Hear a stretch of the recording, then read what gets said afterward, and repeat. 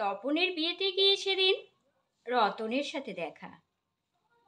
তপন যে তার অনেক দিনের পরিচিত জানা ছিল, কিন্তু সে যে নিমন্ত্রিত জানা ছিল না। সেও বউ নিয়ে নিমন্ত্রণ রক্ষা করতে গেছে।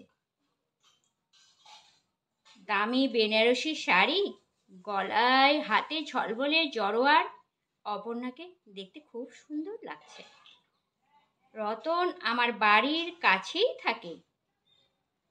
3 তলা মার্বেল মোড়া বাড়িতে সে আর অপর্ণা থাকে না। ভুল বললাম, অনেক ডাক্তার, অনেক জ্যোতিষী, মাদুলি, তান্ত্রিক তাবিজ করে বিয়ের 15 বছর পরে মাস 4 আগে তাদের একটি পুত্র সন্তান হয়েছে। এত কিছু আমার জানার কথা নয়, কিন্তু ওদের আর আমাদের উভয়ের বাড়িতে শুক্লা কাজ করে। আর মেয়েদের এরকম একটা বার্তাবাহিকা শুক্লা পেলে হাড়ির খবর জানাবার আগ্রহ শতগুণ বেড়ে যায়। আমার স্ত্রীর হাতে একটা কাপড়ের প্যাকেট, অপর্ণার হাতে রঙিন কাগজে মোড়া কিছু একটা উপহার। অপর্ণা তার মার কাছে বাচ্চাটাকে রেখে এখানে এসেছে, তাই আর দেরি না করে নতুন বউকে উপহার দিয়ে খেতে যাবে। আমার স্ত্রীও ওর সাথে উপহার দিতে যাবে। এমন সময় রতন জিজ্ঞাসা করলো, আমরা কি উপহার দিচ্ছি? আমার স্ত্রী জানালো, শাড়ি। সাথে সাথে দ্বিতীয় প্রশ্ন, কত দাম? তপনের সাথে সম্পর্কটা আমাদের খুব ভালো, তাই একটু দাম দিয়ে একটা শাড়ি কেনা হয়েছে। শাড়ির দাম শুনে রতন বলল, তপনের অবস্থা তো খুবই ভালো, তাছাড়া তোরা দুজনে আর কত খাবি যে এত দামি শাড়ি দিচ্ছিস? আমরা তো একটা বই দিচ্ছি। আমি আর কত খাবো? অপর্ণার কোলে ছোট বাচ্চা, ও তো অর্ধেক আইটেম ছোবেই না।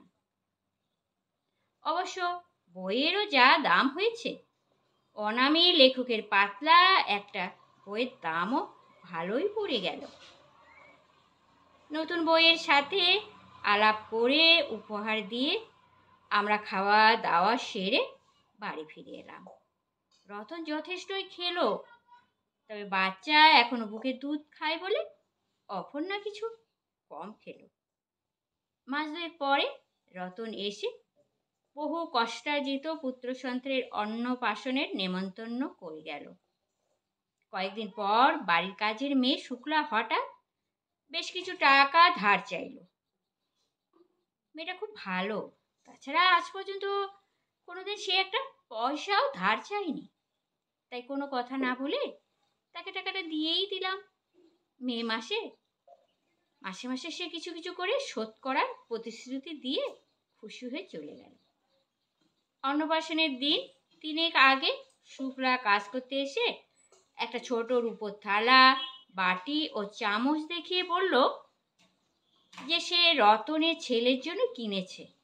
আমি একটু অবাক হয়ে জিজ্ঞাসা করলাম, তুই গরিব মানুষ, এত টাকা খরচ করতে গেলি কেন? সে একটু চুপ করে থেমে বলল, বাচ্চাটাকে জন্মাতে দেখেছি, চোখের উপর বড় হলো, আমি এত টাকা কোথায় পাবো বলো? তোমাদের মতো আর সব বাড়ি থেকে কিছু কিছু ধার নিয়ে কিনে ফেললাম।